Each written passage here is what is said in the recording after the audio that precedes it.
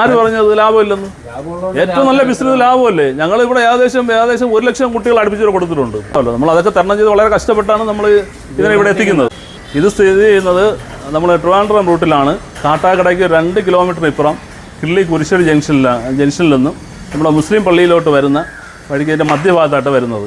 Road side തന്നെയാണ്, റോഡിൻ്റെ സൈഡിൽ തന്നെയാണ് ഈ ഫാം ഉള്ളത്.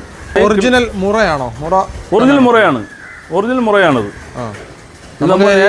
ഈ വീഡിയോ എല്ലാ പോത്തിന്റെ വീഡിയോകളിലും കാണുന്നവരെ പറയും നമുക്ക് കേരളത്തിൽ മുറ കിട്ടത്തില്ലെന്നാ പറയുന്നത്.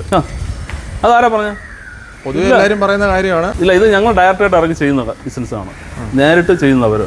ഒറിജിനൽ മുറയാണ് ഇത് ഞങ്ങൾ വളർത്തിയതാണ്. ഈ നിൽക്കുന്നത് ഞങ്ങൾ വളർത്തിയെടുത്തതാണ്. ഇതുപോലത്തെ കുട്ടികൾ കൊണ്ടുവന്നതിനെ ഞങ്ങൾ വളർത്തി വലുതാക്കിയതാണ് ഈ കാണുന്നത്. ഇത് ഹരിയാനയാണോ അതോ? ഹരിയാന ഫുള്ള്. ഇതിന്റെ വിലയും കാര്യങ്ങളൊക്കെ എങ്ങനെയാണ്? ഇതിന്റെ വില വരുന്നത് കിലോ 180 രൂപയാണ് വരുന്നത്. കിലോ 180? അതെ.